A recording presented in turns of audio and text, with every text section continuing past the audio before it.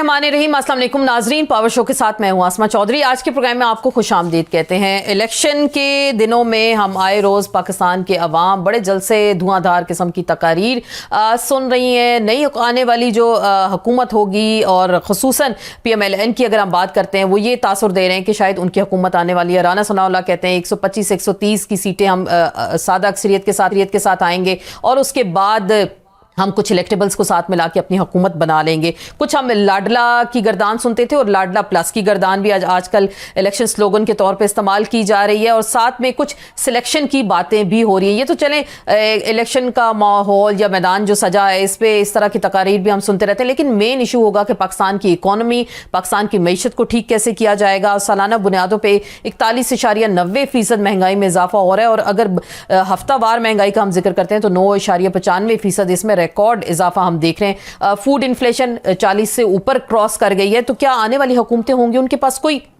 खास ऐसा पैकेज होगा कि पाकिस्तान IMF के चुंगल से आज़ाद हो सकता है? मईशत को कैसे सुधारेंगे और दीगर कुछ सियासी मामलात का भी हम जिक्र करते हैं कि तमाम सियासी जमातों को क्या वाकई इस वक्त लेवल प्लेइंग फील्ड हासिल हो गई है और एक ख़ास जमात के लिए जो तासुर है उस पर ये मामलात मज़ीद आगे कहाँ जाएंगे। कुछ सियासी मामलात का जिक्र करते हैं, माशी मामलात का। इलेक्शन में बेज़ाब्तगियाँ, बेकायदगियाँ अगर होती हैं तो ये इलेक्शन क्या वाकई मुतनाज़ा होने जा रहे हैं? मज़ीद इस पर हम बात करेंगे। हमें ज्वाइन करेंगे जनाब सेनेटर डॉक्टर मुश्ताक, सीनियर रहनुमा जमात इस्लामी पाकिस्तान के। आपको वेलकम कहते हैं आज के शो में। सेनेटर मुश्ताक साहब, सबसे पहले तो ये फ़ौजी अदालतों वाला मामला आया सेनेट के अंदर, तो आप रज़ा रब्बानी साहब थे जिन्होंने इसको अपोज किया, तो कुछ बता सकते हैं हमारे नाजरीन को इस हवाले से? देखिए, ये तो एक पूरा मजाक सेनेट के साथ किया गया है और मैंने कल भी सेनेट के फ्लोर पे कहा कि ये सेनेट के ऊपर ड्रोन हमला है। अच्छा। ये बशरी हुकूक, जमहूरियत, इंसानी आज़ादियों पर वार है। ठीक। और ये जिसने भी किया है उसने सेनेट के मुंह पर स्याही मल दी और हम इसके खिलाफ हैं। और जिस चोर दरवाजे से रूल्स रेगुलेशन को वायलेट करके बिल्कुल आखिर वक्त में जब सिर्फ 12 लोग सेनेट के अंदर थे, सही, सिर्फ 12 लोग, अच्छा, आपने एक रिजोल्यूशन पेश किया जो किसी के साथ शेयर नहीं किया गया, ऑर्डर ऑफ द डे पे नहीं था, एजेंडे पे नहीं था। उसके लिए जब आप ऑर्डर ऑफ द डे और एजेंडे पे नहीं होता तो तरीका यह है कि जब आप कोई चीज पेश करना चाहते हैं तो उसके लिए आपको leader of the house, leader of the opposition की मंजूरी चाहिए। दोनों साहिबान मौजूद ही नहीं थे, मंजूरी तो दूर की बात है। फिर आप रूल्स मुअत्तल करेंगे, रूल्स सस्पेंड नहीं किए गए। एक बंदा उठता है, चेयरमैन सेनेट से कहते हैं मैं करारदाद पेश करना चाहता हूँ, अच्छा, फौरन इजाजत भी दे देते हैं। चेयरमैन सेनेट उसको इजाजत देता है, वो जेब से एक कागज निकालता है 2 सफ़े का, वो पढ़ना शुरू कर देता है और ऐसे पढ़ता है कि हमें समझ नहीं आ रहा था कि कौन सी अंग्रेजी पढ़ रहा है। लेकिन हमें इतना पता चल गया कि यह सुप्रीम कोर्ट के फैसले के खिलाफ एक रिजोल्यूशन है जिसमें सुप्रीम कोर्ट से कहा जा रहा है कि आप दस्तूर को रीराइट कर रहे हैं, आप रिव्यू कर लें। अच्छा। इस फैसले को तो हमने जब उसको पेश किया, मंजूरी के लिए, तो हमने कहा नो, और हम उठ गए। हमने कहा कि इस पे हमें बात करनी। 12 लोगों में से 2 लोगों ने 10 लोगों ने इसको आप ये कह सकते हैं कि वो खामोश रहे, ठीक। लेकिन और मैंने बाकायदा इस पे प्रोटेस्ट किया कि भाई हमें बोलने का मौका दिया, आपने क्या कर दिया? ये तो आप खिलवाड़ कर रहे हैं, ये तो अपर हाउस है, इक्वल रिप्रेजेंटेशन। इतनी जल्दबाजी क्या थी, कुछ बताया? ये असल में जो इस वक्त नॉन इलेक्टेड फोर्सेस हैं वो चाहते हैं कि सेनेट को एक टूल बना के उसके जरिए से सुप्रीम कोर्ट को प्रेशराइज किया जाए और ताकि कल आप देखें ना, उस करारदाद के फौरन बाद तमाम सूबाई हुकूमत और वफाकी हुकूमत ने हमने देखा सुप्रीम कोर्ट के अंदर जो है वो रिव्यू पिटीशन जो है वो दायर कर ली और साथ अब इसको एक सबूत के तौर पे पेश करेंगे, तो हमने इसको मुस्तरद कर दिया है। हमने उसके बाद दूसरे दिन भी इस पे एहतजाज किया, हमने कल भी इस पे एहतजाज किया। हम मंडे को और आइंदा जब भी इजलास होगा उसके ऊपर एहतजाज करेंगे जब तक इस गैर जमहूरी चोर दरवाजे से पास होने वाले करारदाद पे हमें बोलने का मौका ना दिया जाए और जब तक हम इसके मुकाबले में अपनी करारदाद पेश ना करें उस वक्त तक हम हाउस की कार्रवाई चलने नहीं देंगे। आप कह रहे हैं चलने नहीं देंगे। अभी हम देख रहे हैं बिलावल भुट्टो जरदारी बार बार कह रहे हैं कि ये सिलेक्शन हो रही है, इलेक्शन से पहले कुछ लोगों को सिलेक्ट किया जा रहा है। 2018 में भी ऐसा गिला शिकवा हमने देखा, बहुत सारे सियासतदानों ने किया। आपको लग रहा है बाकी कोई सिलेक्शन की तैयारी हो गई है इस वक्त? देखें, सिलेक्शन तो हो रहा है और बिलावल भुट्टो ने ये कहा है कि सिलेक्शन हो रहा है तो मुझे सेलेक्ट कर ले। वो उनको जो एतराज़ है वो इस पे नहीं है कि सिलेक्शन हो रहा है, वो इस पे है कि जो सिलेक्शन हो रहा है उस सिलेक्शन में मुझे सेलेक्ट करने के बजाय किसी और को सेलेक्ट किया जा रहा है, तो उसको उस पर एतराज़ है। मैं समझता हूँ कि ये जो इलेक्शन होने जा रहा है इसमें कोई लेवल प्लेइंग फील्ड नहीं है, इसमें कोई फेयर और ट्रांसपेरेंट इलेक्शन नहीं होगा। इसमें इलेक्शन कमीशन खुद एक पार्टी बन गई है और उसमें एस्टेब्लिशमेंट अपने तमाम तर रियासती इदारों को इस्तेमाल कर रहे हैं। ये 2018 के इलेक्शन से ज्यादा मुतनाज़ा इलेक्शन होगा। अगर हो जाता है, जाहिर बात है इलेक्शंस तो होने जा रहे हैं और बार बार हर एक शख्स यही कह रहा है कि उससे ज्यादा मुतनाज़ा इलेक्शन हो सकते हैं, तो होगा क्या? अल्टीमेटली सोल्यूशन क्या है इसका? क्या सब 4 लोग चीखेंगे उसके बाद सब खामोशी हो जाएगी? नहीं, देखें 2018 में आपने एक मुतनाज़ इलेक्शन किया तो क्या उसके नतीजे में मुल्क ट्रैक पे चढ़ा? उसके नतीजे में मुल्क की सियासत अदम इस्तेहकाम का शिकार हुई, मुल्क की माइशत बैठ गई, मुल्क में बेरोजगारी बढ़ गई। देखिए, जब आप इस तरह बैलेट पेपर और बैलेट बॉक्स के तकद्दुस को पामाल करते हैं और जब नॉन इलेक्टेड फोर्सेस इलेक्शन को अपने मंसूबे को आगे बढ़ाने के लिए रबर स्टैम्प के तौर पर, एक स्क्रिप्टेड कार्रवाई के तौर पर इस्तेमाल, एक ड्रामे के तौर पर इस्तेमाल करते हैं, तो उसके नतीजे में अवाम ओनरशिप नहीं देते। जब अवाम की ओनरशिप नहीं होती तो सियासी इस्तेहकाम और माशी इस्तेहकाम नहीं आएगा। बिल्कुल, सियासी और माशी इस्तेहकाम का जिक्र करें, आपने देखा होगा मियां नवाज शरीफ साहब की मुलाकातें हुई हैं, जहांगीर तरीन मिले हैं, अमेरिकन एम्बेसडर मिल रहे हैं, आप ब्रिटिश एम्बेसडर डिप्लोमेट्स हैं वो मिल रहे हैं, ज़रदारी साहब से मिले। तो इलेक्शन से पहले जो डिप्लोमेट्स का मिलना, स्पेशली हमारी सियासी कायदीन से, तो ये क्या इशारे क्या मिलते हैं? क्या बाहर के मुल्कों में ऐसे होता है वहाँ इलेक्शन और हमारे डिप्लोमेट्स जाके वहाँ के नुमाइंदों से ऐसे मिल सकते हैं? ऐसी कोई आइन कानून इजाज़त देता है? बाहर के मुल्क की तो यह सूरत हाल है कि आपका एक सेटिंग वजीर आजम शाहिद खान अब्बासी अमेरिका जा रहा था, बिल्कुल, और अमेरिकी एयरपोर्ट के साथ आपकी सेटिंग प्राइम मिनिस्टर के साथ उन्होंने जो हरकत की थी और फिर जिस तरह उसकी रिकॉर्डिंग कर ली और इसे जिस तरह पब्लिक कर लिया आपके साथ, तो बाहर ये सूरत हाल आपके वजीर आजम।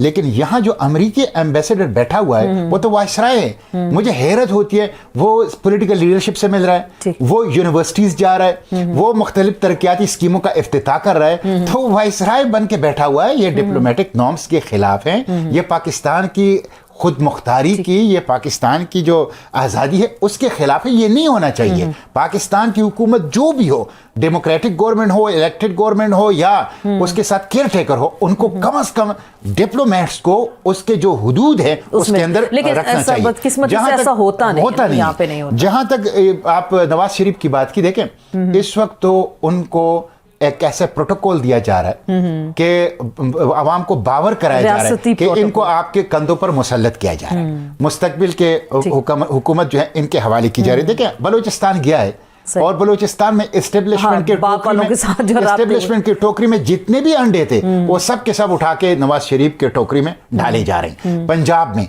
इसी तरह। तो ये सिलेक्शन हो गई क्या? इसको आप बिल्कुल सिलेक्शन है और ये जो है वो बिल्कुल एक ड्रामा है। ये देखें, आप देखें, एक बंदा यहाँ से अदालत के इजाजत से चला गया था, वो वापस नहीं आ सकता था, वो वापस उनको वापस लाया गया और उनके सामने जो कानूनी और अदालती रुकावटें थी वो खजा के पत्तों की तरह गिर गई।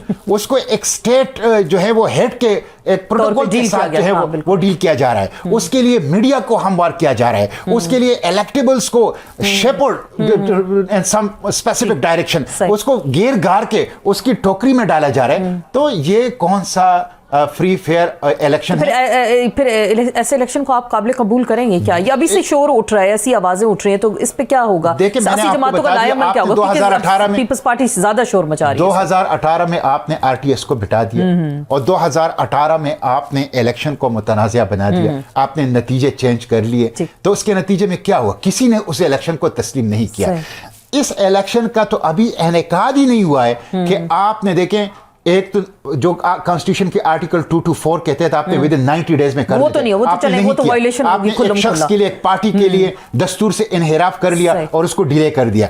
फिर आप ये देख लें कि केयर टेकर्स पंजाब के, केयर टेकर्स खैबर पुख्तूनख्वा के, केयर टेकर्स वफा के, क्या ये गैर जानिबदार हैं? ये तो कतन गैर जानिबदार नहीं है। वो तो मैं तो कहता हूं इसकी तो कोई लीगल जस्टिफिकेशन ही नहीं है कि ये बैठे हुए हैं, इसलिए कि कॉन्स्टिट्यूशन के अंदर केयर टेकर्स की लीगल जस्टिफिकेशन ओनली 90 डेज के लिए, 90 डेज के बाद ये गैर कानूनी काबिजीन हैं जो बैठे हुए हैं, तो ये कैसे फ्री फेयर और ट्रांसपेरेंट इलेक्शन कराएंगे? तो इस इलेक्शन के इनेकाद से पहले ये मुतनाज़ा हो चुका है। मुतनाज़ा हो गया। आपने केयर टेकर का जिक्र किया, अभी कल वो एक सनती पॉलिसी ऐलान करने जा रहे हैं और निजकारी का भी हम सुन रहे हैं, PIA को निजकारी में दिया जा रहा है, तो क्या ये निगरान हुकूमत का इतना बड़ा और वाज़ेह मैंडेट है कि वो इस तरह के, क्योंकि हमने देखा ये हुकूमत जब जा रही थी उससे पहले उन्होंने आइन में अमेंडमेंट की थी कि आइनी और इंतजामी और माली मामलात पे वो कुछ इस तरह कर सकते हैं, लेकिन अभी अगर जो ये सारे मामलात चल रहे हैं तो उसको कैसे आप देख रहे हैं? जो इलेक्शन एक्ट है उसकी क्लास 230 के मुताबिक केयर टेकर सिर्फ डे टू डे मैटर के लिए, रोजमर्रा उमूर के लिए। ये अफगान मुहाजिरीन को जबरदस्ती धकेलना, ये आपका PIA और इसी तरह स्ट्रेटेजिक एसेट्स की निजकारी करना, और इसी तरह स्ट्रेटेजिक यानी नादरा के अंदर आप कैबिनेट फैसला करके उसको सिविलियन से उठा के आर्म फोर्सेस के हवाले करना, इस्लामाबाद के हस्पतालों को पिम्स और पोली क्लिनिक को उठा के सिविलियन से आर्म फोर्सेस, उस पे वैसे उन्होंने कह दिया था पिम्स वालों ने कि ऐसा कुछ नहीं हुआ। नहीं, वो तो आपने वो बाकायदा खत लिख दिया है वजारत दिफा को कि हमें अपने ऑफिसर्स दी जाएं, ताकि वो तो कोई ऐसी चीज नहीं है कि चोरी छुपे, तो वाज़ेह तौर पर उसका सबूत मौजूद है। तो इसी तरह DGI को आप एक्सटेंशन दे रहे हैं, ये आपका मैंडेट नहीं है केयर टेकर का, ये केयर टेकर्स का मैंडेट नहीं है। तो मैं समझता हूं ये केयर टेकर जो है अपनी मैंडेट से तजावुज़ कर रही है। अच्छा। और उसके नतीजे में ये खुद भी मुतनाज़ा है और आइंदा इलेक्शन को भी मुतनाज़ा बना। तो फिर आप, जैसे मैंने अभी पहले भी सवाल किया, आपका लाहे अमल क्या होगा? जमात इस्लामी कहाँ खड़ी? अभी जो एक जमात इस्लामी की बड़ी पुरजोर आवाज होती थी, एक ही आवाज हमें सेनेट में आप दिखाई देते हैं, चले आपके अमीर हफ्ते में एक आध कोई जलसा जुलूस कर लेते हैं, उस लिहाज से आप लोग ज्यादा एक्टिव नहीं दिखाई दे रहे पाकिस्तान की नेशनल पॉलिटिक्स की। जितना कुछ हमसे हो सकता है, आप देखें कि एक बंदा तो अकेले में पूरी सेनेट को राय तब्दील नहीं कर सकते, लेकिन चलिए आवाज को उठा दें, या मीडिया के अंदर पूरी मीडिया को रुख तब्दील नहीं कर सकता, या एक पार्टी जो है, जितना इस वक्त सबसे फाल पार्टी इस वक्त पाकिस्तान की पॉलिटिकल स्पेक्ट्रम में जमात इस्लामी है। इस वक्त वो गजा के लिए जो एक बहुत बड़ा इशू है, एक बहुत बड़ी कैटास्ट्रॉफी है, उसके लिए इमदाद भी, और उसके साथ साथ उसके लिए अवेयरनेस भी, और उसके साथ साथ हमारी अपनी हुकूमत जो गजा के हवाले से इंतहाई शर्मनाक और इंतहाई एक गुलामाना पॉलिसी अपनाई हुई है, उनके खिलाफ भी अपना एहतजाज कर रही है। जो लाहौर में हमारा जो संडे को जलसा हो रहा है, वो पाकिस्तान की तारीख का सबसे बड़ा जलसा होगा। यहाँ इस्लामाबाद में हुआ, कराची के अंदर हुआ, तो अल्हम्दुलिल्लाह खा वो मिली इश्यूज हैं, दीनी इश्यूज हैं, या अवाम के बुनियादी मसाइल, बिजली गैस की कीमतों में इजाफा, महंगाई के अंदर इजाफा, टैक्सों का इशू, या अवाम के एहसासात और जज्बात की तर्जुमानी, जमात इस्लामी इस वक्त फील्ड में है और भरपूर तरीके से अवाम के एहसासात। आपने फील्ड का जिक्र किया, तो क्या आपको लेवल प्लेइंग फील्ड मिल गया? नहीं, लेवल प्लेइंग फील्ड हमें नहीं मिल रहा। हम तो अपना स्ट्रगल कर रहे हैं। हम तो सेनेट में भी हमें बोलने का मौका नहीं दिया जा रहा, लेकिन हम अपना स्ट्रगल कर रहे हैं अवाम के एहसासात और जज्बात की, और सिविलियन सुप्रीमेसी की, और कॉन्स्टिट्यूशनलिज्म की, और डेमोक्रेसी की बात करते हैं। हमें फील्ड के अंदर भी लेवल प्लेइंग फील्ड नहीं मिल रहा। लेवल रियासत तो सारी की सारी जो है एक खास पार्टी और लीडरशिप के पीछे और कुछ दूसरे लोगों के पीछे करें, लेकिन हम पब्लिक की सियासत कर रहे हैं, हम अवाम की आवाज बन रहे हैं, हम अवाम के एहसासात और जज्बात की तर्जुमानी कर रहे हैं, और वहां पब्लिक जो है स्ट्रीट पावर को हम मोबिलाइज कर चुके हैं। स्ट्रीट पावर को आप कह रहे हैं मोबिलाइज कर रहे हैं, लेकिन आवाम को क्या इतना चांस दिया जाता है कि वो जिस चीज के लिए स्ट्रगल कर रहे हैं और वाकई उनके हुकूक की नुमाइंदगी उस तरह से हो? और प्लस दूसरी बात, ये जो लाडले की सियासत है, ये पाकिस्तान को कहां ले जाएगी? पहले भी हमने कोई लाडला की गर्दान सुनी, अब लाडला प्लस की गर्दान सुन रहे हैं, तो ये क्या है पाकिस्तान की सियासत? देखें, इस वक्त तो सिलेक्टेड 2 की प्रोसेस जो है वो एक सिलेक्टेड 1 था, अब 2018 में अब सिलेक्टेड 2 है, और ये जिसको कहते हैं ना हाइब्रिड 2 डेमोक्रेसी, वो हाइब्रिड 1 था, ये हाइब्रिड 2 डेमोक्रेसी है। और ये जो एस्टेब्लिशमेंट की सरपरस्ती में एक बहुत ही महदूद इख्तियारात के साथ एक पॉलिटिकल अरेंजमेंट होता है, ये नाकाम हो चुका है। इसने पाकिस्तान को मसाइल दिए हैं, तकालीफ दी है, मुश्किलात दिए हैं, बहरान दिए हैं, इसने अवाम को खुशहाली नहीं दी है, पाकिस्तान के मसाइल हल नहीं किए। एस्टेब्लिशमेंट की सरपरस्ती में जो एक पॉलिटिकल अरेंजमेंट होता है, उनके पास इकोनॉमिक मैनेजमेंट का इख्तियार नहीं होता, उनके पास फॉरेन पॉलिसी का इख्तियार नहीं होता, उनके पास गुड गवर्नेंस के लिए ड्रास्टिक चेंजेस का इख्तियार नहीं होता। तो वो पपेट्स होते हैं, वो शोपीस होते हैं, वो स्क्रिप्टेड कार्रवाई करते हैं, रबर स्टैंप और अंगूठा छाप होते हैं, और उसके नतीजे में वो डिलीवर नहीं कर पाते। बिल्कुल ऐसे ही हो रहे हैं। मैं कुछ इंटरनेशनल रिलेशंस का जिक्र करूंगी। आप रिसेंटली आप गए फ़लस्तीन जाने की आपने कोशिश की, लेकिन आपको आगे उस एरिया से जाने नहीं दिया गया, सराय सीना से रफा बॉर्डर से आगे आप नहीं जा सके शायद। तो आप क्या समझते हैं कि क्या हुकूमत पाकिस्तान उस तरह से फोकस कर पा रही है फ़लस्तीन के इशू को? और जो एक अनीला अली है, कोई पाकिस्तानी अमेरिकन नेशनल अपने आप को कहलवा रही हैं, हमने देखा वाशिंगटन में उसने इजराइलियों को सपोर्ट किया। तो क्या पाकिस्तान की हुकूमत पे आप लोग इस पे कोई रेजोल्यूशन लाएंगे कि उस पाकिस्तानी पासपोर्ट कैंसिल किया जाए? क्योंकि हमारा तो पाकिस्तानी पासपोर्ट तो इजराइल में नहीं जा सकता, लेकिन अगर वो अमेरिकन नेशनल है तो पाकिस्तानी भी अपने आप को कहलवा रहे हैं। देखिए, पहली बात तो पाकिस्तान की पॉलिसी है, पाकिस्तान की पॉलिसी गुलामाना है गज़ा फ़लस्तीन के हवाले से, और बहुत ही कमज़ोर है। आप देखें बोलीविया, कोलंबिया, ब्राज़ील और चिली और साउथ अफ्रीका, उनका जो मौक़िफ़ है, उनका तो इंसानियत का रिश्ता है। आपका इंसानियत का रिश्ता भी है, इस्लाम का रिश्ता भी है, उम्मत मोहम्मदिया का रिश्ता भी है। लेकिन आपने चिली और कोलंबिया और ब्राज़ील और साउथ अफ्रीका जितना भी नहीं किया। क्या पाकिस्तान के वज़ीर आज़म जो सेनेट का स्पेशल सेशन हो रहा था 3 दिन का, उसमें आ नहीं सकते थे? नहीं आए। आपने पाकिस्तान के वज़ीर आज़म को देखा है कि उसने किसी खुसूसी प्रेस कॉन्फ्रेंस फ़लस्तीन के लिए की हो, किसी जलसे से खिताब किया हो? पूरी दुनिया में जो प्रो डेमोक्रेटिक और जो ह्यूमन राइट्स के लोग हैं, वो हुक्मरान जलसों से खिताब करें, किसी जलसे से उन्होंने खिताब नहीं किया। आप देखें, आप और कुछ नहीं कर सकते। मैं अक्सर कहता हूँ, वो कम अज़ कम आप चिली, कोलंबिया, ब्राज़ील और साउथ अफ्रीका वालों को फ़ोन करें, उनका शुक्रिया अदा करें कि जो काम हमने करना था और जो हमारी जिम्मेदारी थी वो हम नहीं कर रहे, हम गुलाम हैं, लेकिन आपने कर लिया तो हम आपका शुक्रिया अदा करते हैं। अब देखिए, साउथ अफ्रीका ने इंटरनेशनल क्रिमिनल कोर्ट में दरखास्त दे दी है कि नेतन्याहू को गिरफ्तार किया जाए। ये वार क्राइम्स का इर्तिकाब कर रहे हैं। लेकिन हमारे यहाँ इजराइल के लिए इतना कोई सख्त मौक़िफ़ नहीं है। 2 लाइनर पॉलिसी आती है कि हम इजरायली मुजालिम की मजम्मत करते हैं, फ़लस्तीनी अवाम के साथ हैं। ये बस इस तरह की होम्योपैथिक किस्म की बाकी। जहां तक अनील अली की बात की, मैंने उस वक्त भी सेनेट में उठाया, एक कुरैशी सहाफ़ी थे और ये ग्रुप किया था। और उस वक्त भी हमारे बदकिस्मत यह है कि हमारे हुक्मरान तबके में, ख्वाह वो पिंडी का है या इस्लामाबाद का है, इसमें इसराइल का एक सॉफ्ट कॉर्नर मौजूद है और उनको बुखार चढ़ता था इसराइल से ताल्लुकात का। अब उनकी आंखें कम अज़ कम खुल जानी चाहिए। मैंने उस वक्त भी इसके खिलाफ बात की थी और मैं अब भी इसके खिलाफ बात करता हूं। मैं फिर भी इसके सेनेट में उठाऊंगा। मैंने हमेशा से किया है कि वो लोग जो पाकिस्तान की पॉलिसी के अलाराम वो जाते हैं, ख्वाह वो अमेरिकन मुस्लिम हैं, अमेरिकन पाकिस्तानी है या यूरोपियन पाकिस्तानी है, उनके शनाख्ती दस्तावेजात कैंसिल होने चाहिए। उनके शनाख्ती कार्ड, उनके पासपोर्ट, उनके कैंसिल करनी चाहिए, इसलिए कि वो 25 करोड़ पाकिस्तान की जज्बात और एहसासात के मजाक उड़ाते हैं, उनकी जख्मों के ऊपर नमकपाशी कर रहे हैं। तो मैं इसके खिलाफ भी अभी भी मैं मुतालबा करता हूं कि इनके शनाख्ती कार्ड जो हैं, उनके पासपोर्ट जो हैं, वो कैंसिल कर दिए। बदकिस्मती है कि ख्वाह अनीला अली का इशू हो या अब मिस यूनिवर्स का इशू आ गया। अब आप देखिए, एक पाकिस्तान, ये क्या हो रहा है? अगर आप कहते हैं कि ये पाकिस्तान की नुमाइंदगी नहीं कर रही, तो ये जो मिस यूनिवर्स, ये क्या एक मुल्क नजरियाती मुल्क है? इसके कुछ अक़दार हैं, इसके कुछ रवायात हैं, यहाँ कुछ सकाफत है। ये किसने उनको ये कहा है कि वो पाकिस्तान का नाम इस तरह के बेहयाई के मुकाबलों में इस्तेमाल करें और पाकिस्तान की नुमाइंदगी करें? कतन पाकिस्तान की हुकूमत उस पर खामोश है, पाकिस्तान की हुकूमत उसको खामोश फैसिलिटेशन और सहूलतकारी दे रही है। तो ख्वाह वो अनीला अली का इशू हो या मिस यूनिवर्स का इशू हो, इसमें दोनों की मजम्मत करता हूं और हुकूमत पाकिस्तान की जो खामोशी है इसकी भी मजम्मत करें। आखिरी बात सर करेंगे, राना सनाउल्लाह कह रहे हैं कि हमारे पास 120 और 125 की हम सादा अक्सरियत लेकर आ जाएंगे और हुकूमत बना लेंगे और किसी को परेशानी नहीं होनी चाहिए। बिलावल भुट्टो जरदारी कह रहे हैं जी ये महंगाई लीग होगी, हालांकि ये इनके साथ रहे। तो आप क्या कहते हैं कि अभी ये पहले से नताइज भी उनको मालूम हो गए कि 120 125 की सीटें ले आएंगे और फिर कुछ इलेक्टेबल्स को मिलाएंगे और फिर सादा अक्सरियत के साथ हुकूमत बना सकते हैं? देखें, उनको तो इल्म है कि पाकिस्तान जो उन्होंने जिसके साथ एक डील की है, उस डील के तहत वो लंदन से पाकिस्तान आए हैं और उनको गारंटियां और जमानतें दी हुई हैं। तो हो सकता है उसमें ये भी शामिल हो कि हम आपको इतनी सीटें दिलवाएंगे।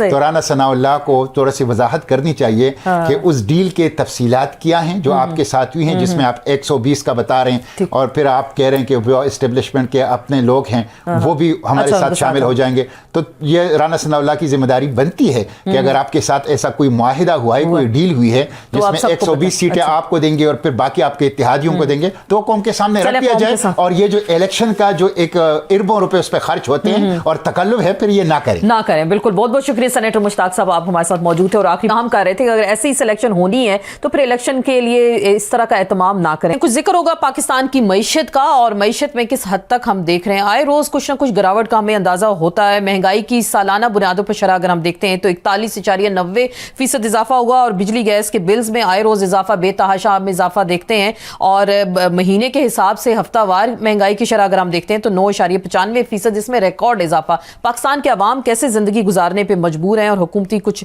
पॉलिसीज का भी जिक्र होगा। हम वेलकम कहते हैं अपने मौजूद मेहमानों को। डॉक्टर खाकान नजीब साहब हमारे साथ मौजूद होंगे, सीनियर माशी अमूर के माहिर हैं, और मुजम्मिल असलम साहब हमारे साथ मौजूद होंगे, माहिर है माशी अमूर के, पाकिस्तान की मईशत पे गहरी नजर रखते हैं। दोनों मेहमानों को वेलकम कहते हैं। डॉक्टर साहब, ये जो आए रोज महंगाई बढ़ती जा रही है, कंट्रोल में नहीं आ रही, निगरान हुकूमतें तो वैसे तो बड़े इंतजामी मामलात, माली मामलात को देख रही हैं, लेकिन महंगाई किसी के कंट्रोल में नहीं है, तो पाकिस्तान के अवाम कैसे जिंदगी गुजारेंगे? 16 माह की हुकूमत को पहले भुगता, अभी की जो हुकूमत है और आने वाली हुकूमतों के लिए आप क्या चैलेंजेस देख रहे हैं? आई थिंक महंगाई सर्टेनली एक बहुत ही मुश्किल इस वक्त है लोगों के लिए, इसमें कोई शक नहीं है। एनर्जी प्राइसेस जो एडमिनिस्ट्रेड प्राइसेस हैं, उनका इजरा जो हुआ है, अगर आप देखें गैस बहुत अरसे बाद तब्दील हुई तो इसका एक बहुत बड़ा आंसर आपको ये जो अभी आप नंबर दे रही हैं इसमें दिखाई दे रहा है। जी जी। बिजली की इम्पैक्ट आया। पीडीएल यानी कि पेट्रोलियम डेवलपमेंट लेवी, हमने पेट्रोलियम पे तय की हुई थी कि हम उसको 50 या 60 रुपए तक ले जाएंगे। जब उसको लेके गए तो पेट्रोलियम प्राइसेस पहले बढ़ाना पड़ी, अब कुछ 50 रुपए over the month, plus diesel में आई थिंक 36 रुपए ओवर द मंथ कुछ कमी आई है, जरूर ये कमी आई है। I think but we are near the peak of prices. दुनिया भर में भी रेंट की कीमत 95 पे चली गई थी, it came down to 80, now it's around $82-83। So जो शायद प्राइस का पास थ्रू है मेजर तो हो गया है। अब जो ये प्राइसेस का पास थ्रू एनर्जी रह जाएगा। On the supply side let's hope with the IMF deal हमारे जो इस वक्त डॉलर्स हैं वो बेहतर इनफ्लो करेंगे। अगर वो बेहतर इनफ्लो करें तो उससे थोड़ी सी सप्लाई साइड बेहतर हुई। पर हुकूमत के लिए फिस्कल का खसारा संभालना, और पिछले 7-7.5% से नीचे नहीं आया। अगर फिस्कल का खसारा नीचे नहीं छपते रहेंगे और इन्फ्लेशन बढ़ती रहेगी, inflation that's the most important thing. बिल्कुल, वो तो आए रोज बढ़ती रहती है, लेकिन अभी हुकूमतों के पास नुस्खा ऐसा क्या? मैं जरा, आप हमारे साथ ही मौजूद रहेंगे, मुजम्मिल असलम साहब से पूछूं। मुजम्मिल साहब, हमें ये तासुर सामने आ रहा है, मियां साहब हुकूमत में आ रहे हैं, वो अगले वजीर आजम है, चैम्बर कॉमर्स के लोगों से वो मिल रहे हैं और वो ये कह रहे हैं कि पूछा नहीं जाएगा, जो भी बिजनेसमैन होगा उनके दौरे हुकूमत में अगर वो इन्वेस्टमेंट में आएगा तो ये जरा जो माशी प्लान वो बता रहे हैं, क्या ऐसा पॉसिबल है? आपको लगता है क्या? देखिए, मियां नवाज शरीफ साहब जो है ना 1990 की माशी प्लान जो है अभी तक वही दे रही है, इसको कोई माशी प्लान तो नहीं कहेगा। और इनको बोलेगा ये सोच के भी जो है वापस ना बोले, खुदा के वास्ते मैं उनके आगे हाथ जोड़ता हूँ, क्योंकि अभी बड़ी मुश्किल से FATF से जान चुकी है और उसके बाद जो है ये फिर एमनेस्टी एक तरीके से स्कीम के ऐलान करने जा रहे हैं। तो ये इनका काम ये है कि इधर दूसरी हुकूमत आके जरा से मामले ठीक करती है, इनको हुकूमत मिलती है, ये फिर वही जो है डगर चला देते हैं पुरानी। और उसके बाद जब जाते जाते जो है पिछले 15 साल में 3 दफा FATF में इन्हीं की हुकूमत में गए। खाकान साहब ज्यादा टाइम मिनिस्ट्री में होते थे, ये इस पे रोशनी भी डालेंगे। दूसरी में थोड़ी सी खाकान साहब जो बात कर रहे थे कि वो पास थ्रू, ये पास थ्रू, उसकी वजह से इन्फ्लेशन। देखिए, बात ये कि अभी चले जो आपने भी खुद जिक्र किया कि 10% जो है सेंसिटिव प्राइस इंडेक्स बढ़ा है, 40% हो गया और 480% गैस की कीमतें बढ़ी हैं, 480%, ठीक है ना, एवरेज जो SPI ने बढ़ाई है। अब इसके बाद सेकंड राउंड इन्फ्लेशन की भी तो बात करें ना। हर चीज में गैस का अमल है, ठीक है। ये जो कपड़ा हम पहनते हैं ये बगैर गैस के नहीं बनता, ये जो स्टील लोया सरिया है ये बगैर गैस के नहीं बनता, ये जो ये सीमेंट है ये बगैर गैस के नहीं पकता, ये जो बाहर खाना मिलता है वो बगैर गैस के नहीं होगा। तो हर चीज, ये जो आटे की चक्की जो आटा पीसती है वो बगैर गैस के नहीं होगा। तो ये हर जगह तो गैस का कोई सनत जो है बगैर गैस के नहीं होती, तकरीबन हर सनत में गैस होती है। बिल्कुल। तो वो अपनी अजनास की कीमतें फिर बढ़ाना शुरू कर देंगे। तो फिर अगले महीने फिर हम ये कहते रहेंगे कि जी वो गैस की कीमत बढ़ी थी तो इसलिए अब सीमेंट की कीमत बढ़ गई, अब खाने की कीमत बढ़ गई। बिल्कुल, हर चीज ऑटोमेटिकली महंगाई में इजाफा होगा। हाँ, तो ये सेकेंड राउंड भी आएगा, ठीक है। तो यहाँ पे पॉलिसी मेकर का टेस्ट होता है। पॉलिसी मेकर का काम ये नहीं होता कि वो IMF ने कह दिया ये बढ़ा दिया। आपने बढ़ाने के साथ आपने रिस्क मैनेज करने होते हैं, आपने टाइमिंग देखनी होती है। अब देखिए कितने हम कितने दिमाग से जो है वो है मफलूज हो चुके हैं। जब एन सर्दियों का टाइम आया आपने गैस की कीमतें बढ़ा, बिल्कुल 200% ये आपको कीमतें बढ़ानी चाहिए थी जून जुलाई में, ताकि हाँ ठीक है ना, जून जुलाई में बढ़ाते आप जब गैस का कम इस्तेमाल होता है। सर्दियों में तो लोग जो खास तौर पे सर्द इलाकों में रहते हैं, जैसे पंजाब में, इस्लामाबाद में, कराची वालों को तो इतनी हीटिंग की जरूरत नहीं होती, गर्म पानी जरूर यूज करते हैं। अब एन सर्दियों में बढ़ा दिया जब लोगों की चीखें निकलवाएंगे। लेकिन घरों में गैस नहीं है, हमारे अपने घरों में गैस नहीं आती और जुम्मे वाले दिन तो वैसे ही नहीं होती। तो ये तो अभी देखिए, अभी तो सर्दी का आगाज है। मैं आपको इस्लामाबाद की मिसाल दे रही हूँ, तो बाकी शहरों का तो अल्लाह ही हाफिज है। जी जी जी। अच्छा, इसी तरीके से जब गर्मियां हुई थी, पीक गर्मियों में जब लोगों के एयर कंडीशन, पंखे, फ्रिज वगैरह की जरूरत होती है, उस वक्त उठा के जो है बिजली की कीमत बढ़ा दी। लोगों को एकदम ही ऊपर ऐसे बिल आए कि लोगों की चीखें निकल गई। तो ये हमारे जो इस्लामाबाद में जो बाबू बैठे हुए पॉलिसी मेकर्स, इनको तो मेरे ख्याल से रिटायर कर देना चाहिए। इनको कुछ समझ ही नहीं है कि क्या टाइमिंग होती है, किस तरीके से इन्फ्लेशन एक्सपेक्टेशन मैनेज की जाती है, किस तरीके से बजटिंग को लोगों की मैनेज किया जाता है। उधर से पैगाम आता है, इधर से पहले करते नहीं, और जब होता है, लेकिन शायद वो मैं तो फिर आंखें बंद करके कर देते हैं। सही डॉक्टर साहब से पूछती हूँ, क्योंकि वो शायद वो पीक सीजन का वो देखते हैं ना कि वो कितनी कंजम्पशन हो रही है और किस तरह से लोग उसको यूटिलाइजेशन में लेके आएंगे चीज को। तो गर्मियों में बिजली महंगी, सर्दियों में गैस महंगी। डॉक्टर साहब, तो फिर पाकिस्तान के अवाम जाएं कहाँ? ये पॉलिसी साजों को लोग कोसने करते हैं, ये जो फिर जो हमारे सियासतदान हैं इन पे ये मलबा डाला जा सकता है, या फिर ओवरऑल फिर हम हर चीज IMF के कंधे के ऊपर डाल देते हैं, जी वहां से इंस्ट्रक्शंस है तो हमें तो ये काम करना ही करना है। तो अस्मा, इसमें लेसन क्या है? लेसन ये है कि सारी हुकूमतों को ये अंडरस्टैंड करना चाहिए कि रेगुलेटर जब भी कीमत का तयन करे उसको फॉलो करें। 1 जुलाई को रेगुलेटर ने कीमत का तयन किया था, वो हर 6 माह बाद करता है। अभी आपने सुना होगा अथॉरिटीज ने इस दफा कहा है कि हम 1 जनवरी को गैस की कीमत दोबारा तब्दील कर देंगे। सही। अगर 1 जुलाई को उन्होंने कोई तयन किया था गैस की कीमत का, तो हमें 1 जुलाई को उसको पास थ्रू कर देना चाहिए था। एनुअल रीबेसिंग एनर्जी की जो है पावर की, वो भी जुलाई, इंस्टेड कि हम उसको टिंकर करें, और ये हर हुकूमत टिंकर करती है, ये कोई it's not common to anyone, because जब टैरिफ का राइज आता है तो एवरीवन स्टॉल्स। अब इसको इस प्रोसेस से निकल जाएं, इसमें ऑटोमेटिसिटी होनी चाहिए। ये मैंने कई दफा समझाने की कोशिश की है कि please create automaticity in price pass through, और गवर्नमेंट को इस काम से निकल जाना चाहिए। गवर्नमेंट को ये काम रेगुलेटर पे डाल देना चाहिए ताकि उनको प्रेशर ही ना आए। वो कहें कि रेगुलेटर ने ये तयन किया है, हम तो डायरेक्ट सब्सिडी दे रहे हैं, 10 मिलियन हाउस होल्ड्स हैं इस वक्त आपके पास इनकम सपोर्ट में, इस काम से ही निकल जाए। कॉस्ट ऑफ सर्विस पूरी पास करें और रेगुलेटर को करने दें, ना सर्कुलर डेट बिल्डअप होगा जो प्राइस की वजह से हो रहा है। सब्सिडी होगी नहीं, वो भी नहीं आएगी। इनएफिशिएंसीज तो अपनी जगह, और बिस्प के थ्रू, इनकम सपोर्ट प्रोग्राम के थ्रू 10 मिलियन हाउस होल्ड्स तक जा सकते हैं। ये एक बहुत बड़ा आपके पास नंबर है। उनको ये जो मियां साहब ने, this is what you need to do. बिल्कुल, जो आप ये तो चले आपने फॉर्मूला समझा दिया। मियां साहब ने जो अपनी मुआशी पॉलिसी में जिक्र किया है, जो इन्वेस्टर्स का, मैं अभी ये बात कर रही थी, मुज़म्मिल साहब से भी पूछ रही थी, तो ऐसा मुमकिन है फैटिफ की तलवार तो ऑलरेडी लटकती रहती है पाकिस्तान के ऊपर, तो आप किसी बिजनेसमैन से नहीं पूछेंगे पैसा कहाँ से आया, कौन सा ब्लैक मनी था जो आप इसमें बिजनेस में इस्तेमाल कर रहे हैं, और बिल्कुल गवर्नमेंट आपसे पूछगिछ नहीं करेगी। ये काबिल अमल होगा ये formula. Industry, incentivizing industry is as a premise, इसको आप गलत नहीं कह सकते। क्यों मैं कहता हूं ये? आप पिछले 10 साल में ये देखिए, जरा इसको समझने की जरूरत है। पाकिस्तान की जो GDP है, यानी कि हजम जो इकोनॉमी का है, उसमें 18% शेयर इंडस्ट्री का था, मैन्युफैक्चरिंग का था। आज वो शेयर 12.4% है।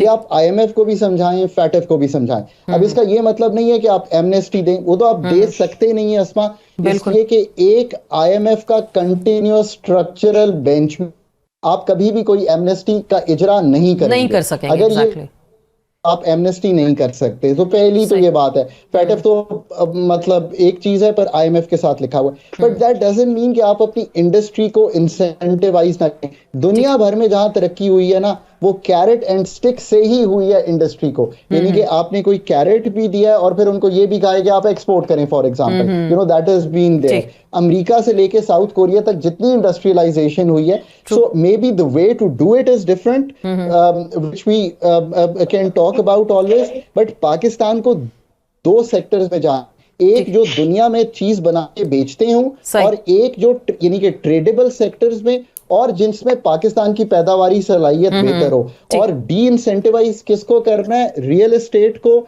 और रिटेल से, ये जो आप डॉलराइजेशन को और गोल्ड को, ये this is the future of Pakistan. अब उसको किस तरह करना है, that today's context has to. बिल्कुल, ये तो अब देखते हैं कि अगले आने वाली हुकूमत कैसे उससे पॉलिसी बनाएगी और किस तरह से चीजों से बाहर निकलेंगी। मुजम्मिल साहब, हम IMF के जंगल से निकल सकते हैं क्योंकि हम हर तरह की पॉलिसी बनानी है तो पहले हमें IMF को देखना है। इंस्ट्रक्शंस वहां से आएंगी, आपने टैक्सेस लगाने हैं, आपने बिजली गैस के बिल्स बढ़ाने हैं, आपने लोगों को रिलीफ क्या देना है। तो ये अगली जो भी हुकूमत आएगी, क्या वो इस चीज से बाहर निकल सकती है? कोई फॉर्मूला हो सकता है पाकिस्तान के अवाम के लिए जो कुछ रिलीफ तो मिल जाए उनको किसी तरह? देखिए, बात यह है कि IMF से बड़ी पॉसिबिलिटी थी जब कोविड के बाद जो हालात चेंज हुए थे। पाकिस्तान अगर कमोडिटी सुपर साइकिल ना आता तो मेरा अपना ख्याल ये है कि पाकिस्तान के माशी हालात आज कुछ और होते। फिर कमोडिटी सुपर साइकिल के साथ ही जो है एक हुकूमत चेंज हो गई। तो वो जो एक हुकूमत चेंज हुई तो उसमें जो पॉलिसी साजी और जो दो चीजें एक साथ हो गई। मेरे एक उस्ताद थे, उन्होंने मुझे कहा था, आज से 15 साल पहले मेरी शादी हो रही थी तो मैं नौकरी चेंज करने का सोच रहा था। तो उन्होंने कहा या तो पहले शादी कर ले या नौकरी चेंज कर ले। शादी और नौकरी साथ चेंज करेगा, फंस जाएगा। तो ये एक कमोडिटी सुपर साइकिल आया हुआ था दुनिया का 50 साल के बाद। अनफॉर्चुनेटली उसी टाइम पे जो है गवर्नमेंट भी चेंज हुई और पॉलिटिक्स पीक पे थी कि जी ये पेट्रोल सस्ता हो रहा है, महंगा कर रहे हैं, ये यूं कर रहे हैं, वो कर रहे हैं। उसकी वजह से एक अपॉर्चुनिटी लॉस हुआ। वो जो अपॉर्चुनिटी लॉस हुआ है पिछले 1.5-2 सालों में, commodity super cycle plus this, उसकी वजह से अब मुझे ऐसा लगता है कि पाकिस्तान को कम से कम अगला IMF का एक प्रोग्राम लेना पड़ेगा और उसको रिलीजियसली फॉलो करना पड़ेगा। और वो ये प्रोग्राम शायद आप देखेंगी जो हमारे पास हिंट्स हैं कि ये तारीख का सबसे सख्त तरीन प्रोग्राम आने वाला है। और ये प्रोग्राम अब इस दफा ये नहीं होगा कि बिजली की कीमतें इतनी बढ़ाएं या गैस की कीमतें इतनी बढ़ाएं या शरह सूद इतनी बढ़ाएं। ये प्रोग्राम जो है ये काटेगा अशराफिया के सर सीधा। एक तो ये इसमें डेट रिस्ट्रक्चरिंग हो सकती है, लेकिन इसका मतलब है कि मजीद 5 साल पाकिस्तान के अवाम तैयार रहे और उनकी मजीद चीखें निकलेंगी महंगाई के हवाले से, ओवर बिलिंग के हवाले से। बिल्कुल ऐसे ही, बिल्कुल ऐसे। तो कोई फार्मूला नहीं है ऐसे निकलने का बाहर अभी फिलहाल। तो जो 2 साल में जो हमने अपनी सेहत पे जो जुल्म किया है उसके बाद तो अब अस्पताल पे जाना नागुज़ीर हो गया। तो अभी इलाज नहीं हो सकता। बिल्कुल। तो फिर ये पाकिस्तान के अवाम को क्यों बताया जा रहा है? बहुत सारे मैं लोग, क्योंकि इलेक्शन सर पे मैं तो सबके देख रही हूँ, सुन रही हूँ चीज़ों को। जहांगीर तरीन खान साहब की पार्टी कहती है हम इतने लीटर पेट्रोल फ्री दे देंगे, आटा आपको दे देंगे। पीपल्स पार्टी कह रही है जी रोटी कपड़ा और मकान हम देंगे। PMLN कहती है कि जी हम डॉलर को 90s की रेट पे ले आएंगे। तो ये सिर्फ इलेक्शन है, इससे पहले ऐसे ही वादे वईद किए जा रहे हैं, लोगों को बेवकूफ़ बनाया जा रहा है। हाँ, बिल्कुल कोई हकीकत ही नहीं है। ये जो है ना, पानी का गिलास भी फ्री में नहीं पिला सकते। ये तो दूर की बात कर रही हैं, बिजली की, गैस की और ये तमाम चीजें। चले, बहुत बहुत शुक्रिया मुजम्मिल साहब आपका। डॉक्टर खाकान नजीब हमारे साथ मौजूद है। कुछ मुख्तसर हमने जिक्र किया इकॉनमी को फोकस करने की कि क्या वाकई अगले आने वाली हुकूमत इलेक्शन सर पे है तो वो कि ऐसा फार्मूला दे सकते हैं कि पाकिस्तान के अवाम को रिलीफ मिले। लेकिन दोनों माहिरीन का यही कहना है कि ऐसा कुछ मुमकिन दिखाई नहीं दे रहा। मजीद हम कुछ जिक्र करेंगे, सियासी मामलात का भी और इलेक्शन का भी जिक्र होगा। बात होगी साफ और शफाफ इलेक्शन के हवाले से, और क्या वाकई ही पाकिस्तान में साफ और शफाफ इलेक्शन होना एक मुमकिन टारगेट है। और इस हवाले से जो तैयारियां हो चुकी हैं, बहुत सारे सवालात इलेक्शन से पहले उठ रहे हैं कि क्या कोई सिलेक्शन हो गई। सियासी जमातें अपने अपने स्लोगन के साथ मैदान में मौजूद हैं। लेकिन हम जिक्र करेंगे खुसूसन इलेक्शन की शफाफियत और दीगर मामलात का हम जिक्र करते हैं और बड़ी ज़बरदस्त रिसर्च के साथ हमेशा मैदान में हम रहते हैं। हम देखते हैं अहमद बिलाल महबूब साहब को और उनकी टीम को, सरबराह पिलडाइट के, आपको वेलकम कहते हैं आज के शो में। और कुछ इलेक्शन की शफाफियत के हवाले से एक ही सवाल, क्योंकि आए रोज़ हम जो डिस्कशन करते हैं एक ही सवाल सब सियासतदान करते हैं कि साफ और शफाफ इलेक्शन होने चाहिए। पहले तो जरा हमारे नाजरीन को बता दें, क्या वाकई पाकिस्तान में ऐसा मुमकिन हो पाया है? माजी की जब भी इलेक्शन की बात करते हैं, हर इलेक्शन कोई ना कोई मुतनाज़ा रहता है। जी बहुत शुक्रिया। मुतनाज़ा अगर हो तो कोई इतनी बुरी बात नहीं है, लेकिन अगर उसकी कोई वजूहात मौजूद हैं मुतनाज़े होने की तो वो तशवीश की बात है। देखिए, ये माजी के जो इलेक्शन है 11 जो हमने करवाए हैं 1970 से स्टार्ट करके, बिल्कुल उन सब में कोई ना कोई वजूहात रही हैं लोगों के उसके बारे में शिकायत करने की। सिवाय मैं समझता हूँ 2013 के इंतखाबात में निस्बतन वो ज्यादा साफ और शफाफ था। ठीक। और उसको फिर एक सर्टिफिकेट भी मिल गया था जुडिशल कमीशन की तरफ से, जो चीफ जस्टिस साहब की सरबराही में बना था, कि बात रिफ्लेक्ट करते हैं पब्लिक के जो भी उनका वर्डिक्ट था। तो लेकिन बाकी इलेक्शन में कभी कोई ना कोई ठोस, कभी प्री इलेक्शन, कभी पोस्ट इलेक्शन, पोलिंग डे पे 1977 में पोलिंग डे पे बहुत बड़ी धांधली हुई। तो वजूहात तो रही हैं, इसलिए लोग अगर पूछते हैं कि आइंदा आने वाले इलेक्शन साफ और शफाफ है, तो उनको हक बजाने में इस बारे में सवाल पूछने में। ठीक। अब आपकी जाहिर बात है, जो तंजीम है, बड़ा होमवर्क भी होता है, रिसर्च भी होती है। खवातीन वोटर्स के हवाले से मैं देख रही थी आप लोगों को खासा मोबिलाइज भी कर रहे हैं। अब देखते हैं केपी के अंदर खवातीन को उस तरह से वोट का हक नहीं दिया जाता, बलोचिस्तान के अंदर खवातीन अक्सर महरूम रहती हैं। तो खवातीन वोटर्स को किस तरह मैदान अमल में लाया जाएगा? जो सियासी जमातें हैं, कभी हम देखते हैं वो एक दूसरे की खवातीन में जलसों की शिरकत पे मुतनाज़ा बयान देते हैं, तो लोग वैसे भी हर्ट होते हैं। तो आपको क्या लग रहा है, खवातीन वोटर उस तादाद से निकलेंगे? हालांकि उनका इजाफा भी हो गया है अभी आने वाले अब जो जनरल इलेक्शंस हैं उसमें। पहली बात तो ये है जी कि ये ओवरऑल वोटर टर्नआउट भी अच्छा होना चाहिए। जी जी। 50% से जायद होना चाहिए। ये 2 इलेक्शनों में तो ऐसा हुआ है, लेकिन आने वाले इलेक्शन में तो ओवरऑल वोटिंग जो टर्नआउट है वो उससे बेहतर ही होना चाहिए, कम नहीं होना चाहिए। लेकिन उसके बाद आपकी बात सही है, खवातीन का वोटर टर्नआउट मर्दों के मुकाबले में कम होता है। जी जी। और उसकी बहुत सी वजूहात हैं। उसमें बाज़-औक़ात खवातीन के पोलिंग स्टेशन और पोलिंग बूथ अलग नहीं होते, उनकी एक्सेसिबिलिटी नहीं होती, बन जाते हैं, फिर वहाँ नहीं जा सकती खवातीन, और कहीं कहीं रोकने का भी, डिस्करेज करने का पहलू भी में आता है। लेकिन अब चूंकि कानून बन गया है कि एक सर्टेन परसेंटेज से कम अगर खवातीन की वोटर टर्नआउट होगा तो फिर इलेक्शन ही नल एंड वॉइड करार दिया जाएगा। ठीक है, सही सही। फिर पार्टियां उन्हें रोकती नहीं है, अब डालने के लिए इलेक्शन लेके आती हैं, लेकिन अब उनको मेरे ख्याल में ज्यादा पब्लिसाइज करना चाहिए पार्टियों को भी। इंडिया में खवातीन का वोटर टर्नआउट अब मर्दों के बराबर और कुछ रियासतों में उनसे ज्यादा होता है। जी जी। तो इसको भी पाकिस्तान में भी बेहतर होना चाहिए। तो आपको मौसम की सख्ती कुछ लग रहा है ऐसे आड़े आ सकती है कि हमने परवेज खटक साहब को सुना, शायद वो तैयारी में है कि सुप्रीम कोर्ट जाएंगे, कि वो कह रहे हैं कि पहाड़ों पे जो लोग रह रहे हैं उनको वो उस तरह से नहीं आ सकेंगे क्योंकि बर्फ है, बलूचिस्तान के कुछ इलाके सर्द हैं। तो कुछ ऐसा मामला हो सकता है? क्योंकि माजी में तो हमने देखा 1-2 इलेक्शन फरवरी में हुए हैं पाकिस्तान के अंदर। बिल्कुल आपने सही कहा, 2 इलेक्शन हो चुके हैं फरवरी में, और फिर आपको पता है पहला इलेक्शन हमारा दिसंबर में हुआ था। जी जी। दिसंबर के मिडल में।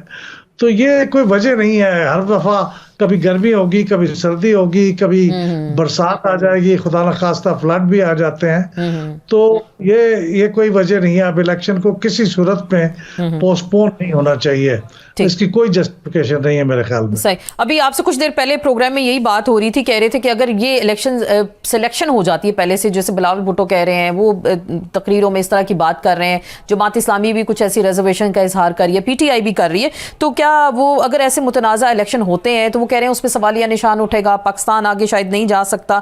तो ये जो आपने सुना होगा उस दिन लम्स में प्राइम मिनिस्टर के एक स्टूडेंट ने सवाल भी उनसे किया कि ये कराची के मेयर की तरह के इलेक्शंस तो नहीं होंगे। तो आप क्या देख रहे हैं, आपकी क्या ऑब्जर्वेशन है कि वाकई कोई मुतनाज़ा चीज तो नहीं आएगी इस इलेक्शन में?